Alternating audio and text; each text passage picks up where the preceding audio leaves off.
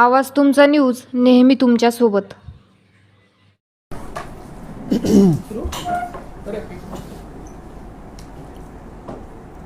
उपस्थित सर्व पत्रकार बांधवांचं युवा पॅन्थरच्या वतीनं आम्ही मनपूर्वक हार्दिक स्वागत करतो. अत्यंत शॉर्ट नोटवर आपण सर्वच जण उपस्थित झालात. युवा पॅन्थर प्रमुख राहुल प्रधान हे आपल्याशी या पत्रकार परिषदेच्या माध्यमातून वार्तालाप करणार आहेत, संवाद साधणार आहेत. डॉक्टर शंकरराव चव्हाण शासकीय वैद्यकीय महाविद्यालय आणि रुग्णालयातील रुग्णांचा गेलेला बळी, त्यानंतर निर्माण झालेली एकूण परिस्थिती, खासदार हेमंत पाटील यांच्यावर दाखल झालेल्या अॅट्रॉसिटी आणि अन्य गुन्हे, एकूणच सध्याची जी परिस्थिती सुरू आहे त्या सर्व परिस्थितीच्या अनुषंगाने युवा पॅन्थर प्रमुख राहुल प्रधान हे आपल्याशी संवाद साधतील. सर्वप्रथम सर्व प्रिंट मीडिया, इलेक्ट्रॉनिक मीडिया आणि यूट्यूब मीडियावरील सर्व पत्रकार बांधवांचे या ठिकाणी मी या पत्रकार परिषदेला स्वागत करतो आणि आपले आभारही मानतो की आपण एका कमी शॉर्ट नोटीसवर आपण सर्वजण इथं उपस्थित झालात. आजचा जो विषय आहे तो आपणा सर्वांना माहीतच आहे. दिनांक 1 ऑक्टोबर पासून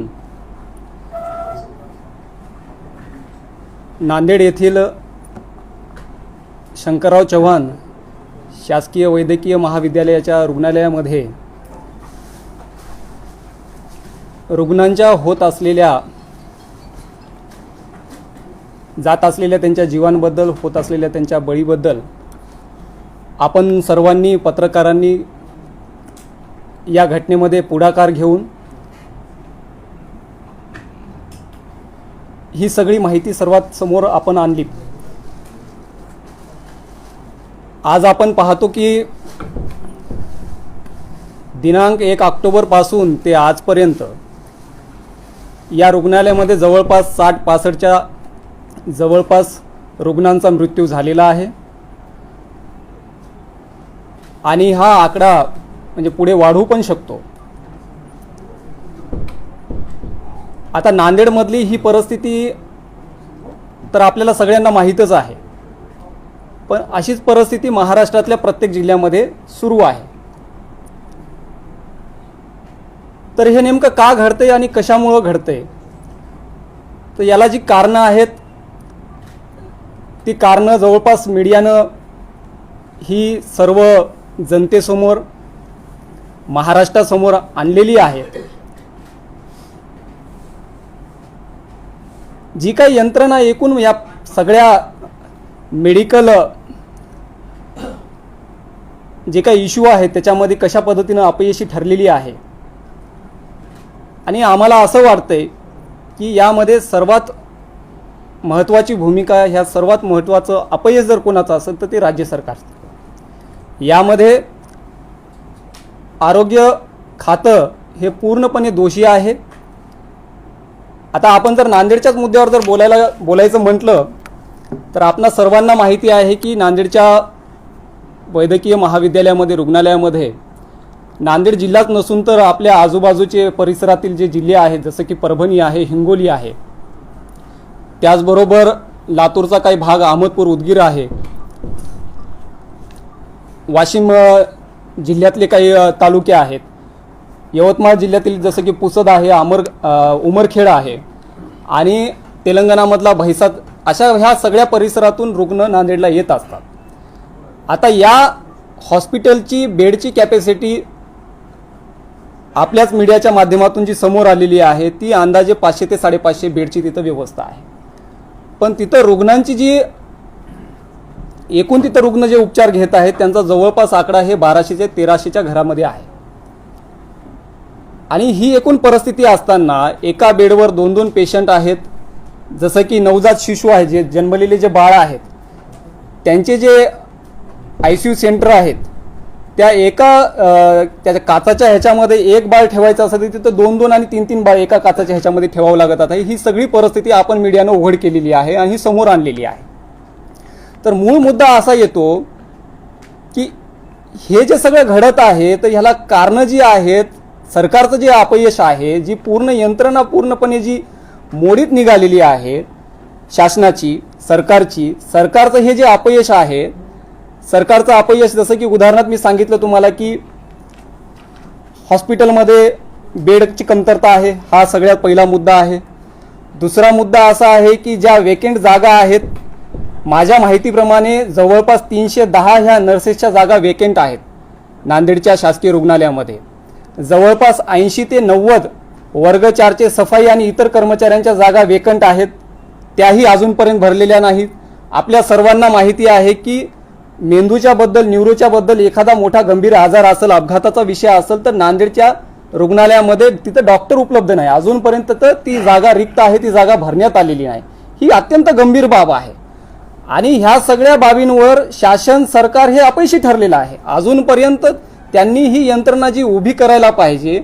या रुग्णालयामध्ये अत्यंत गोरगरीब लोक, कष्टकरी लोक, शेतकरी, शेतमजूर लोक तिथं उपचारासाठी जातात, ज्यांची परिस्थिती नाही, जे अफोर्ड करू शकत नाहीत बाहेर, त्या लोकांना तिथं जावं लागते आणि उपचार घ्यावे लागतात. तर मग आता हे असं का घडलं, का लोक मेले, का लोक मरत आहेत? तर आपल्या सगळ्यांनाच माहिती आहे की मागच्या, आता तुम्ही जेव्हापासून हे प्रकरण उघडकीस आणलं, सरकारचा जे काही एकूण जो काही बुरका आहे सरकारने पांघरलेला की फार प्रगतीचा, तो आपण फाडलेला आहे आणि तो पुढे आणलेला आहे. तर मला असं वाटतं की ह्याच्यामध्ये सर्वात मोठं अपयश सरकारचं जर काय आहे तर तिथं असणारा औषधांचा तुटवडा, रिक्त असणाऱ्या जागा ज्या भरलेल्या नाहीत आणि औषधांचा तुटवडा. आपल्याला माहिती आहे की साधी क्रोसिनची जर गोळी घ्यायची असेल तर ती बाहेरून घ्यावी लागते. तुम्हाला जर एखादी टेस्ट जर तिथं करायची असेल, जसं की CBC टेस्ट असेल, ब्लडची टेस्ट, किंवा मग LFT टेस्ट आहे, त्याच्यानंतर KFT नावाची एक टेस्ट आहे, ह्या ज्या ब्लड सॅम्पलच्या ज्या टेस्ट आहेत, ह्या टेस्ट पण बाहेरून कराव्या लागतात. म्हणजे पॅथॉलॉजी नावाची जी काही यंत्रणा सरकारी रुग्णालयामध्ये असायला हवी ती कुठल्याही पद्धतीनं तिथं नाही, आणि किंवा त्या पद्धतीचे तसे तिथं टेक्निशियल प्रॉब्लेम आहेत, त्याच्यामुळे हे बाहेरून करावे लागतात. हा एक मुद्दा आहे. दुसरा मुद्दा आहे की सोनोग्राफी तिथल्या रुग्णांना बाहेरूनच करावी लागते, CT स्कॅन बाहेरून करावा लागतो, MRI बाहेरून करावा लागतो. औषधासाठी लागणारी जी काही औषधोपचार, जसं की तुम्हाला सलाईनची जी बॉटल असेल, RL वगैरे लागत असेल तुम्हाला, DSL वगैरे, तर ह्या पण बाहेरूनच आणाव्या लागतात. म्हणजे आपण बघितलं असेल की जे गोरगरीब, ज्यांच्याकडं आर्थिक कुठलीही संसाधनं नाहीत, त्यांच्याकडे आर्थिक ते सक्षम नसल्या कारणानं, गरीब असल्या कारणाने ते शासकीय रुग्णालयात जातात, पण त्यांना हे सगळं काही बाहेरून विकत आणावं लागते. आणि मग जेव्हा हे बाहेरून विकत आणावं लागते त्यावेळेला हे बाहेरून विकत आणूनही त्यांच्यावर उपचार होत नाही. का उपचार होत नाहीत? कारण तिथं व्हेंटिलेटरचा असणारा प्रॉब्लेम आहे, व्हेंटिबेडची तिथं असणारी कमतरता आहे, स्टाफची कमतरता आहे. मी तर असं ऐकलं एक ब्रदर आणि एक सिस्टर, जवळपास 4-4, 5-5 वॉर्ड त्यांना एकाएकांना हँडल करावे लागतात. तर हे सगळं काही जे चाललंय, हा म्हणजे आरोग्याचा हा जो भोंगळा कारभार जे चाललेला आहे, मला असं वाटतं याच्यामध्ये आपल्या नांदेड जिल्ह्याचे पालकमंत्री हे सर्वात अगोदर दोषी आहेत, राज्याचे आरोग्यमंत्री हे दोषी आहेत, आणि महाराष्ट्राचे उपमुख्यमंत्री आणि मुख्यमंत्री हे पण दोषी आहेत. एकूण हे सरकार पूर्णपणे ह्याच्यामध्ये दोषी आहे. आता हे जे मेडिकलचं मी तुम्हाला जे प्रॉब्लेम सांगितलेत, मग आता हे मेडिकलचे प्रॉब्लेम हे काय आताचे प्रॉब्लेम नाहीत, हे गेल्या वर्षानुवर्षे चालतच आलेले आहेत. पण आता हा जो एवढा हा जो मेडिकल स्कॅम चाललेला आहे, हा स्कॅम आपल्याला माहिती आहे की हॉस्पिटलच्या बाहेर पडल्याच्या नंतर तुम्हाला जर सोनोग्राफी करायची असेल तर हॉस्पिटलच्या बाहेरच सोनोग्राफी सेंटर आहे, MRI सेंटर आहे, पॅथॉलॉजी सेंटर आहे, मेडिकल सेंटर आहे, सगळं हॉस्पिटलच्या बाहेरच, म्हणजे शासकीय रुग्णालयाच्या बाहेरच आहे. आणि तुम्ही आजही, मी इथं तुम्हाला एक गोष्ट निदर्शनास आणून देतो, ही सगळी यंत्रणा शासकीय रुग्णालयामध्ये रुग्णांकडून पैसे घेऊन पुरवल्या जाती. ते सहयोग नावाची जी काही यंत्रणा आहे तिथं चालली, सहयोग मेडिकल, सहयोग सर्जिकल, सहयोग पॅथॉलॉजी लॅब आणि सहयोग ब्लड स्टोरेज, हे त्या ठिकाणच्या, त्या भागातल्या एका मोठ्या राजकारणीच्या हे सगळं काही त्याच्या अखत्यारीमध्ये आहे, त्यांच्या अधिकारातलं आहे आणि त्यांच्या मालकीचं आहे. आपण जाऊन चौकशी करू शकता. मी जसं तुम्हाला नाव दिलेलं आहे ते तुमच्या निदर्शनास येईल. कालपर्यंत हॉस्पिटलमधून याच मी जी नावं तुम्हाला वाचून दाखवली, सहयोग मेडिकल असेल किंवा सहयोग सर्जिकल असेल किंवा सहयोग पॅथॉलॉजी लॅब असेल, सरकारी दवाखान्यामधून याच नावानं चिठ्ठ्या बाहेर रेफर व्हायच्या. ह्या कालपासून म्हणजे उच्च न्यायालयानं, मुंबई उच्च न्यायालयानं हे सुमोटो ह्याच्यामध्ये दाखल केलं आणि जिल्हाधिकाऱ्यांना ह्याच्यामध्ये हस्तक्षेप करायला सांगितल्याच्या नंतर जिल्हाधिकाऱ्यांनी ही पूर्ण यंत्रणा हातामध्ये घेतल्यानंतर कालपासून ह्या चिठ्ठ्या बंद झालेल्या आहेत. म्हणजे कालपर्यंत लोकांना बाहेरूनच सगळं काही मेडिकल हे आणावं लागत होतं, बाहेरूनच सगळं काही करावं लागत होतं. तर हे सगळं एकूण प्रकार चालू आहे शासनाची ह्याच्यामध्ये असणारी दिरंगाई आहे. आणि आम्ही असं म्हणतो की हे राज्य सरकारकडून केलेले मर्डर आहेत, हे मेडिकल मर्डर आहेत. त्याच्यामुळं आमचा सरकारवर आरोप आहे. पालकमंत्र्याचं जिल्ह्याकडे लक्षच नाही. आपल्या सगळ्यांना माहिती आहे पत्रकार बांधवांना की पालकमंत्री 6 महिन्याला 4 महिन्याला एकदा नांदेडला येतात. DPDCचा जो फंड असतो, जो निधी असतो, जो आरोग्यावर सगळ्यात जास्त खर्च व्हायला पाहिजे, त्याच्यासाठी कुठल्याही उपाययोजना नाहीत. आणि त्या उपाययोजना का केल्या जात नाही सत्ताधाऱ्याकडून किंवा विरोधकांकडून तसा प्रश्न का उपस्थित केला जात नाही, हा पण आमचा प्रश्न आहे. आता मुख्य दुसरा एक मुद्दा आपल्याला मी निदर्शनास आणून देतो की दिनांक 3 ऑक्टोबर रोजी जी घटना घडली, हिंगोली जिल्ह्याचे जे खासदार आहेत हेमंत पाटील यांनी या शासकीय रुग्णालयाला भेट दिली तेव्हा, आणि त्या भेटीमध्ये त्यांनी, आपल्याला सगळ्याला माहिती आहे, मीडियाच्याच माध्यमातून आम्हाला पण ही बाब पुढे आलेली आहे.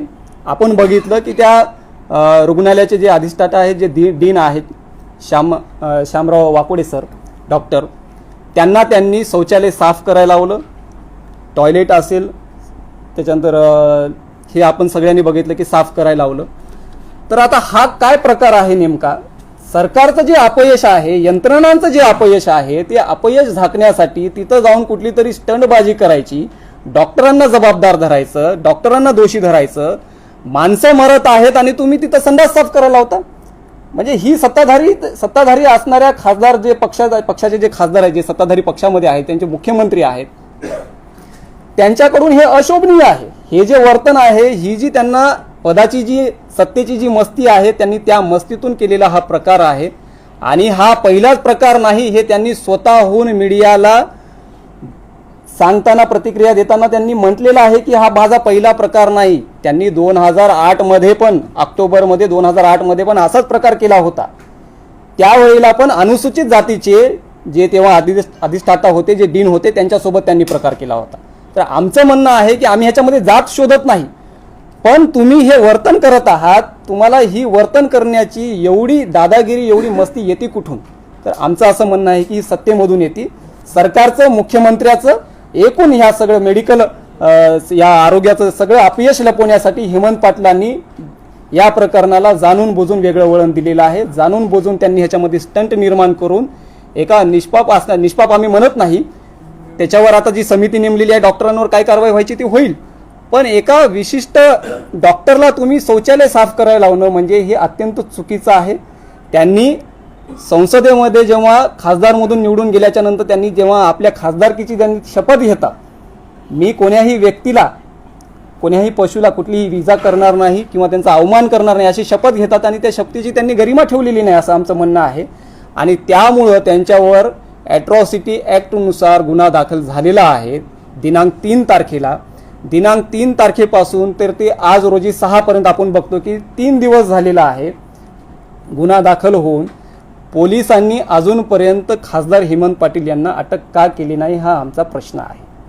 आणि पोलीस ह्याच्यामध्ये अटक करत नसल्या कारणाने मी या प्रकरणामध्ये दिल्लीचं ST कमिशन, राष्ट्रीय अनुसूचित जमाती आयोगाला याबद्दल मी कळवलेलं आहे. तशी मी अनुसूचित जमाती आयोगाला त्याबद्दलची तक्रार दिलेली आहे की अजूनपर्यंत हेमंत पाटील यांना पोलिसांनी का अटक केली नाही, आपण ह्याच्यामध्ये लक्ष घालून हेमंत पाटील यांना अटकेसाठी पोलीस अधीक्षक आणि जिल्हाधिकाऱ्यांना आदेशित करावे, म्हणून अशी मी तक्रार दिलेली आहे. त्या तक्रारीवर मला निश्चितच असा विश्वास आहे की SC ST आयोग त्यामध्ये भूमिका घेईल आणि नक्कीच हेमंत पाटीलला त्याच्यामध्ये शिक्षा मिळेल आणि त्यांना अटक व्हावी लागेल. दुसरा मुद्दा असा आहे की त्यांनी हे कृत्य करतात आणि एकीकडे म्हणतात की मी जामीन घेणार नाही. म्हणजे ह्याचा अर्थ ते पोलीस प्रशासनाला सरळ आव्हान देत आहेत, न्यायालयाला आव्हान देत आहेत, कोर्टाला आव्हान देत आहेत की मी जामीन घेणार नाही. तर त्याच्यामुळं कोर्टानं पण ह्याच्यामध्ये स्वतःहून पुढाकार घेऊन, पोलिसांनी पुढाकार घेऊन हेमंत पाटील यांची अटक होणं ही अत्यंत गरजेची बाब आहे असं आम्हाला वाटतंय. त्याच्यामुळंच आम्ही हे सगळा जो घडलेला प्रकार आहे, हा प्रकार ST कमिशनला पण कळवलेला आहे, जिल्हाधिकाऱ्यांच्या पण निदर्शनास आणून दिलेला आहे.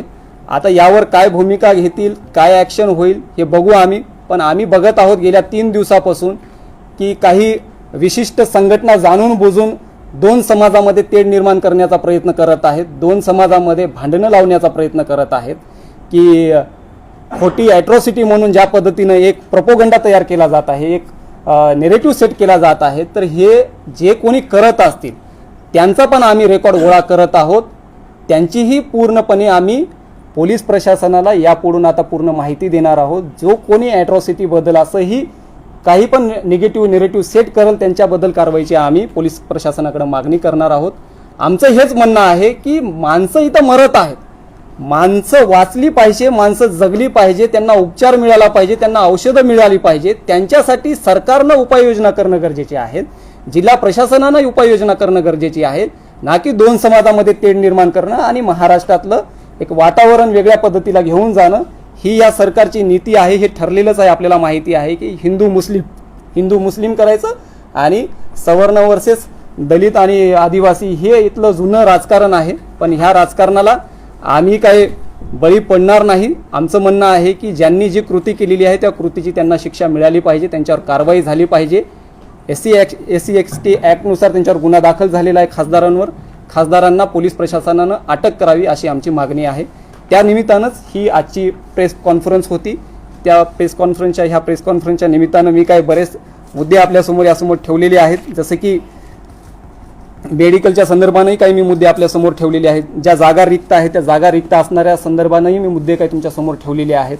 आणि जे सगळ्यात मोठं मेडिकल स्कॅम जे आजपर्यंत या नांदेडच्या शंकरराव चव्हाण रुग्णालयाच्या परिसरामध्ये जे घडत आहे, म्हणजे साधी क्रोसिनची गोळी पण आणायची तर त्यांना बाहेर जावं लागतं. हे सहयोग नावानं जे काही प्रकार चालू आहे, सहयोग मेडिकल, सहयोग सर्जिकल किंवा सहयोग पॅथॉलॉजी लॅब, सहयोग ब्लड स्टोरेज, हे कोणाचं आहे? आपण पत्रकार बांधवांनी आपण शोध घ्यावा आणि हे पण उघडं पाडावे अशी मी आपल्या सर्वांना या ठिकाणी विनंती करतो.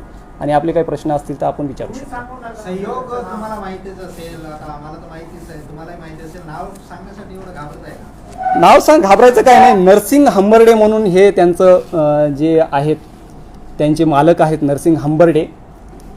आणि त्यांचे तिथं दलाल लोक असतात, एजंट लोक असतात. कोणाला रक्ताची बॅग पाहिजे असेल, कोणाला इंजेक्शन पाहिजे असतील, CT स्कॅन करून घ्यायचा असेल, MRI करून घ्यायचा असेल, तर हे खूप मोठं रॅकेट आहे. आमदारांचे कोण आहेत? ते नातेवाईक आहेत.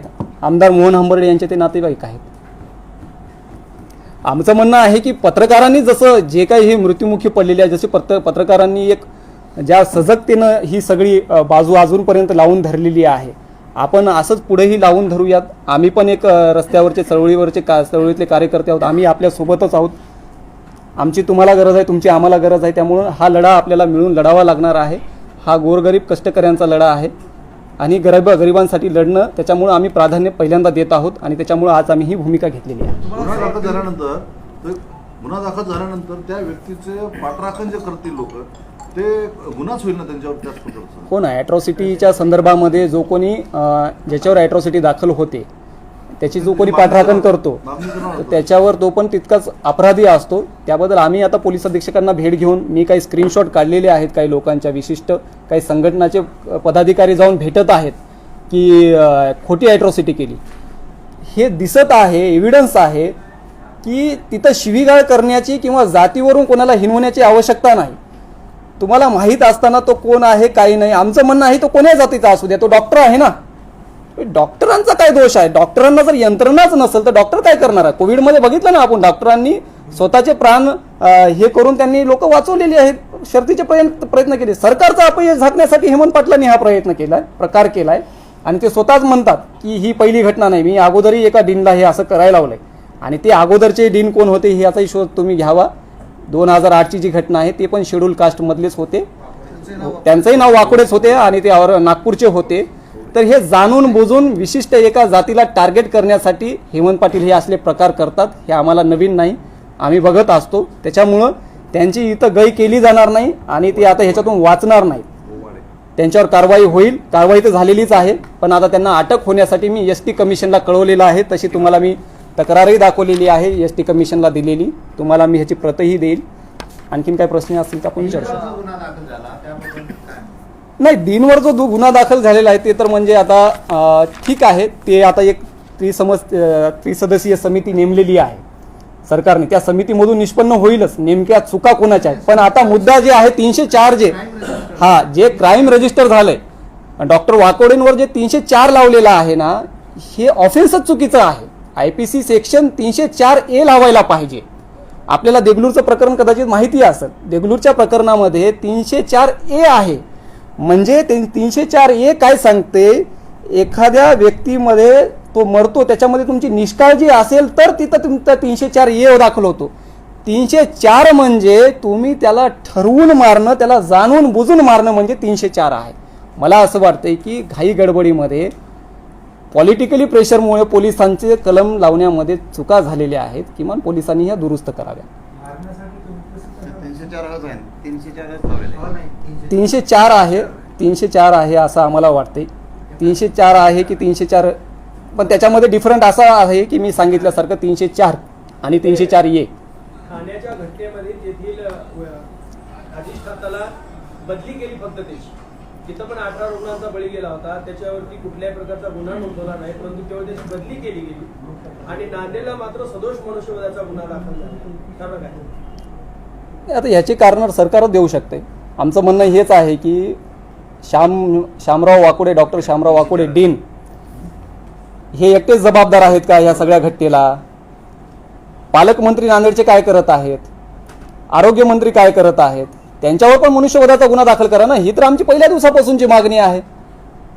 म्हणजे तुम्ही मुख्य जबाबदार जे आहेत त्यांना बाजूला देता सोडून आणि कोणातरी एखाद्या निष्पाप व्यक्तीला पकडता, म्हणजे हे चुकीचं आहे. यांच्या समोर येऊन आंबरडा पडला की माझं बाळ आतून मीडियाला माहिती देतेस हे कारण लावून त्याच्या बाळावर उपचार नाही, हे चुकीचंच आहे ना. मग कारवाई व्हायला पाहिजे ना. कारवाई व्हायलाच पाहिजे आणि आम्ही त्याच्यामध्ये पुढाकार घेऊ. जे कोणी, आम्ही काही इथं डॉक्टरांची पाठराखण करण्यासाठी बसलेलो नाही. आमचं म्हणणं आहे की सरकारचं अपयश आहे. सरकारचं अपयश का झाकत आहे? सरकारच्या चुका का लपवत आहे? तुम्ही मेडिसिन देण्यामध्ये का कमी पडत आहात? बेड वाढवण्यामध्ये का कमी पडत आहात? ज्या जागा रिक्त आहेत, 310 नर्सेसच्या जागा रिक्त आहेत, का भरल्या जात नाहीत?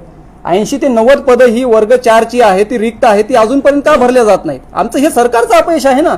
सरकार का कमी पडते ह्याच्यामध्ये? तुम्ही मेडिसिनची यादी वाचली की हे मेडिसिन त्या दवाखान्यामध्ये उपलब्ध नाही, बरोबर? येस.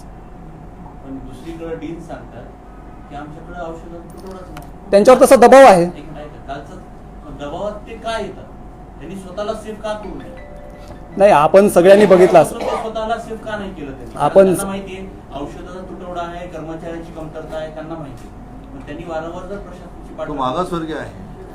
नाही, मुद्दा तो नाही. त्यांनी स्वतःला अडकवलं ना त्याच्यामध्ये, तो विषय नाही. ते स्वतः फसल्याचा त्यामध्ये डॉक्टरचा सहभाग असेल की नसेल? आणि काल दुसरं त्यांनी हे सांगितलं की मला इथून हटवण्यासाठीचा हा सगळा षडयंत्र आहे.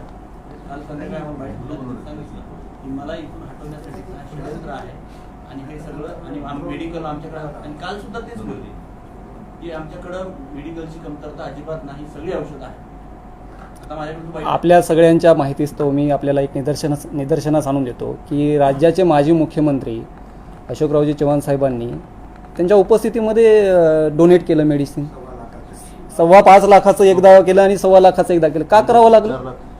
मेडिकल असोसिएशन कंपनी 12 लाखाचं मेडिकल असोसिएशननं दिलं काल मेडिकल. 12 करोड मेडिसिन असोसिएशनची थकीत आहे, त्याच्यामुळं औषध म्हणजे हे का डोनेट का होते आज मेडिसिन? तर आपल्याला माहिती आहे की मेडिसिनच अवेलेबल नाही ना हॉस्पिटलमध्ये, म्हणून तर डोनेट करत आहेत लोक. 12 करोड रुपये आणि जे कंपन्याचे पैसे थकलेले आहेत त्याच्यामुळे कंपन्यांनी त्यांचं मेडिकल देणं बंद केलेलं आहे. जसं की स्वच्छतेसाठी जे काही स्टाफ आहे तिथं प्रायव्हेट कंपनीला दिलेलं आहे, त्यांचं बिल थकलेलं आहे म्हणून तिथली स्वच्छता थांबलेली आहे. तिथली सिटी स्कॅन मशिनरी वगैरे पॅथॉलॉजी लॅब सगळं बंद आहे, कारण त्या ज्या ह्या सगळ्या आहेत तिथले सगळ्यांचे बिलं थकलेले असल्या कारणामुळं हे सगळं काही यंत्रणा ही जी आपण बघतो तर त्याच्यामुळं सरकारच ह्याच्यामध्ये ह्या यंत्रणेमध्ये जबाबदार आहे. मेडिसिन नसल्यामुळं ही लोक दवाखान्याच्या बाहेर जात आहेत. मग तुमचा सहयोग जो कॅम्पस म्हणजे त्या सहयोग नावाने जे चालतं याच्यावर तुमचा काय आक्षेप आहे? मेडिसिन नसल्यामुळे जात असतील, त्यांनी व्यवसाय मांडला असेल, त्यांच्या मेडिसिन असतील तर जाणार. मग तशी आमचं तेच म्हणणं आहे ना, त्या पद्धतीची चौकशी झाली पाहिजे की कोणतं रॅकेट आहे नेमकं हे. कशाला जाते? विशिष्ट एका एका मेडिकलची यंत्रणा बाहेर आहे, एका व्यक्तीची यंत्रणा पूर्ण बाहेर आहे आणि तिथून सगळं हे प्रोव्हाइड होत आहे पैसे घेऊन, तर मग ह्याच्या मागे मी तेच म्हणत आहे ना, हे मेडिकल रॅकेट असू शकते. केंद्रीय आरोग्य मंत्र्यांकडे नांदेडचा रिपोर्ट गेलेला आहे आणि त्यांनी कालच पत्रकार परिषदेत सांगितले की औषधाविना हे घडलेलं नाही असं सेंट्रल गव्हर्नमेंटच्या केंद्रीय आरोग्य मंत्र्यांनी सांगितलं. भारती काहीतरी मॅडमचं नाव आहे. त्यांनी हे स्पष्ट केलेलं आहे की औषधाविना हे झालेलं नाही. सरकार त्यांचं अपयश कशाला सांगाल? त्यांचं अपयश झाकण्यासाठी ते म्हणतीलच ना, सगळं काय ओके आहे. आज आपल्याला माहिती असेल, मुख्यमंत्र्यांनी एक ऑनलाईन मीटिंग घेतली जिल्हाधिकाऱ्यांची आणि त्यांनी काही आदेश दिलेले आहेत आणि मुख्यमंत्र्यांनी स्वतः सांगितलं की अशी कुठलीही काही कमतरता नाही, सगळं काही ठीकठाक आहे. मग महाराष्ट्रामध्ये सगळं काही ठीकठाक चाललं तर लोक कसे काय मरत आहेत? तर त्याच्यामुळे सरकार जबाबदार आहे. मग आता राज्य सरकार असेल की केंद्र सरकार असेल, मग केंद्रीय पथक का असेना आणि राज्य सरकारचं पथक का असेना, ते त्यांच्या सरकारची बाजूच घेणार. त्याच्यामुळे आम्ही इथं म्हणत आहोत की गोरगरिबांचे लेकरं मरत आहेत, गोरगरीब मरत आहेत, त्यांना वाचवण्यासाठी काय करता येईल. जी मीडियानं पहिल्या दिवसापासून भूमिका घेतली तीच मीडियाची भूमिका अत्यंत महत्त्वाची ठरलेली आहे. मीडियानं सरकारचा पूर्णपणे जो काही ढोंगीपणा आहे, सरकारचं जे अपयश आहे ते पूर्णपणे उघडं केलेलं आहे. त्याच्यामुळं जनतेला हे कळून चुकलेलं आहे आणि ह्या प्रकरणाला डायव्हर्ट करण्यासाठी हेमंत पाटलांनी तो केलेला स्टंट होता. काल संध्याकाळी वाकोडींनी बाईटमध्ये सांगितलं पत्रकारांनी टीआरपी वाढवण्यासाठी हा प्रकार पुढे. नाही, तो प्रश्न त्यांना विचारा, तो काय माझा प्रश्न नाही. नाही असं बोलले. नाही, तो माझा प्रश्नच नाही ना. माझ्या प्रेसचा मुद्दा हे 2 विषयांवर होता. ते दोन्ही विषयांवर मी आपल्याला बोललेलं आहे. दोन्ही विषयांवर मी आपल्याला माझं मतही मांडलेलं आहे. आपल्या प्रश्नाचे उत्तर दे. वाकोड्यांचं मत इथं मांडण्यासाठी मी बसलेलोच नाही. मी वाकोड्यांचा प्रतिनिधी नाही, मी लोकांचा प्रतिनिधी आहे. माझा प्रश्न तसा नव्हता. आम्ही उघड केल्यामुळे हे सगळं कळालं, आभार मानताय. हो, तुम्ही आमची बाजू बरोबर घेताय. यस. पण त्यांनी आम्हाला असं बोलले, असं तुम्हाला सांगतोय, त्याच्यावर प्रतिक्रिया द्या म्हणलं नाही. ते असं बोलले, तुम्ही इकडे आमची प्रशंसा करताय मात्र त्यांना ते लागतंय असं मी सांगतो. नाही, ते असमर्थनीय आहे. मी काय त्यांचं त्या ह्याच्यासाठी समर्थन करत नाही. असमर्थनीय आहे. अजून काही असेल तर नाही, ऑलरेडी ते प्रभारी आहेत तिथं, आपल्या सगळ्यांना माहितीच आहे. ते प्रभारी आहेत, गेल्या 4 महिन्यापासून तिथं ते कार्यभार सांभाळत आहेत. सरकारनं बघावं ना, चांगला अधिकारी तिथं द्यावा, चांगला डॉक्टर द्यावा, अनुभवी डॉक्टर द्यावा. न्यूरोसर्जन नाही तिथं अजूनपर्यंत, आपल्याला सगळ्यांना माहिती आहे. एखाद्या गरीबाचा ॲक्सिडेंट जर झाला तर त्याला प्रायव्हेट हॉस्पिटलमध्ये जावं लागते. आणि माझं तेच म्हणणं आहे, मेडिकल जर सगळं बाहेरून घ्यावं लागत असेल तर मग सरकारी दवाखान्यात जायचं कशासाठी? सरकारी दवाखान्यामध्ये या कुठल्याच यंत्रणा नसतील तर मग सगळ्या प्रायव्हेटमधूनच करायच्या असतील तर मग सरकारी यंत्रणा आहे, सरकारी दवाखाना आहे कशासाठी? आता आमची अपेक्षा माननीय जिल्हाधिकारी सरांकडून जास्त आहे. त्यांनी हे सगळं त्यांनी हातामध्ये यंत्रणा घेतलेली आहे आणि विशेष करून ह्याच्यामध्ये कोर्टानं दखल घेतलेली आहे. बघू आता उद्या कोर्ट ह्याच्यामध्ये सरकारकडून कोर्टामध्ये काय मांडल्या जाणार आहे भूमिका, ते आपल्याला उद्याला कळणारच आहे शुक्रवारी. नाही, ते मला माहीत नाही, माहिती घेऊन कळवतो. पूर्ण वेळ अधिष्ठाता म्हैसेकर आहे, प्रभारी वाकुडे आहे. तर म्हैसेकर कुठे आहेत? म्हैसेकर मुंबईला आहेत. नाही, पण इथं का नाही आहेत? इथं एवढा प्रकार घडतो, ते सरकारनं उत्तर द्यावं ना. इथं प्रभारी ठेवून तिकडे त्यांना संचालक केलंय ना, त्यांना संचालक केलंय, याची काय गरज होती? त्यांना संचालक केलंय सरकारने. पण ते हेमंत पाटील हे एक ओपनली पोलीस प्रशासनाला चॅलेंज करत आहेत आणि पोलीस यंत्रणा काहीच करत नाही. मग तुम्ही तुमच्या त्याच्याकडून काय त्याची मी दोन तुम्हाला दाखवतो. हेमंत पाटील ज्या पद्धतीने आव्हान देत आहेत,